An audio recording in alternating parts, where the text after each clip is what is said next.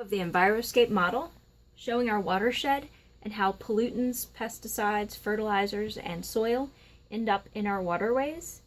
And so this represents the Chesapeake Bay, and we have construction site, we have a house over here, we have a factory, we have a deforested wetland, we have a resort, a golf course, and a farm, as well as a gas station and a marina. And so we've put hot cocoa on the construction area to represent loose soil, the farm, and the deforested wetland, where soil would be exposed to stormwater having it run off into the waterway. We've also sprinkled green Kool-Aid on the golf course to represent fertilizer, the homeowner site, and the resort, as well as red Kool-Aid to represent pesticides used on lawns for the golf course, the resort, and the housing area, as well as the farm. Then we have an actual factory over here that makes pesticides. And so when it rains, these things end up running off into our waterway.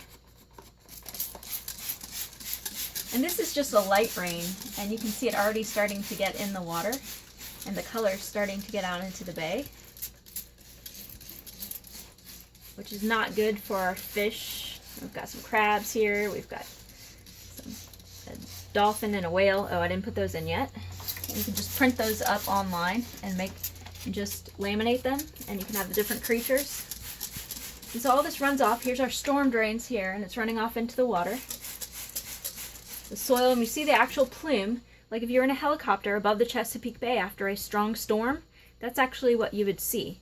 And we just had a weak storm. During very strong storms, if we have several weeks or several large storms, the treatment plant that treats this water from our homes can actually overflow, and that untreated stuff from our houses, our septic, all that good stuff, can overflow into our waterways. And it does happen in smaller cities that haven't had the money to increase their infrastructure with their amount of people.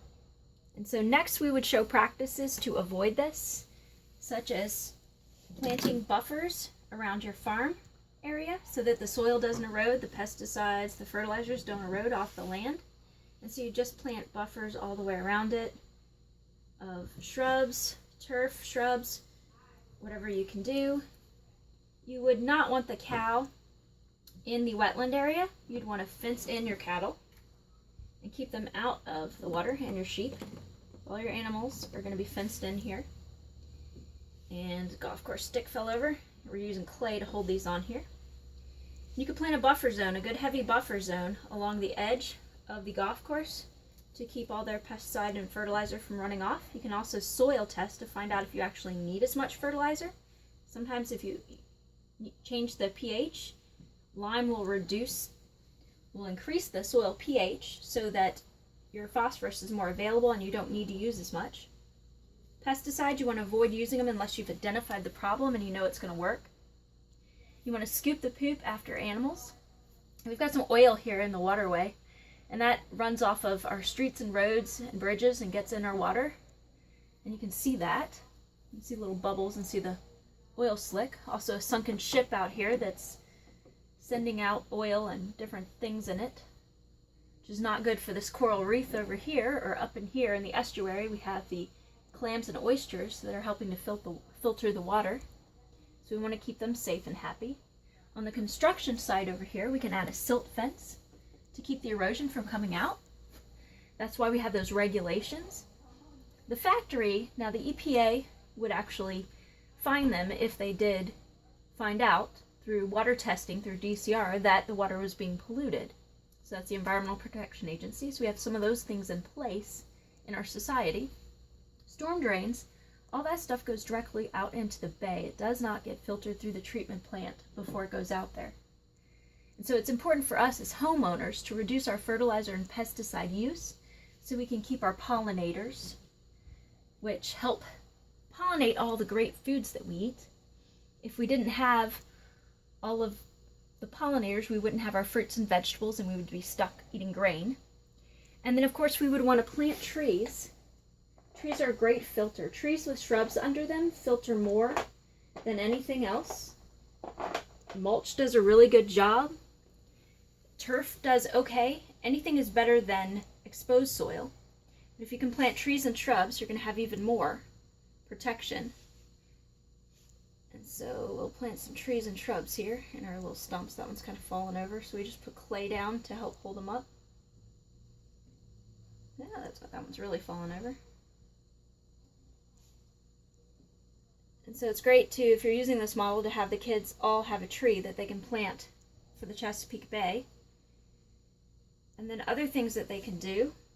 And so maybe the homeowner needs a tree over here because they want to save some electricity as well, have some shade in the summer. If they get a deciduous tree, they have shade in the summer and they have more heat in the winter. Some other things you can do is you can show how litter also ends up in our waterway. And you can have the kids pick up litter for the Chesapeake Bay as well. And all the plastics and floatables. And you can show them videos like the apparatus in Baltimore that's cleaning up the bay up there.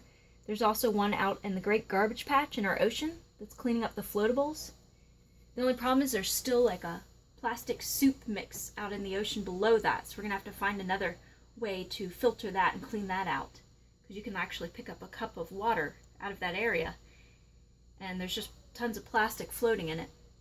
And jellyfish and sea turtles, they have a little relationship where the sea turtle is actually going to feed on jellyfish.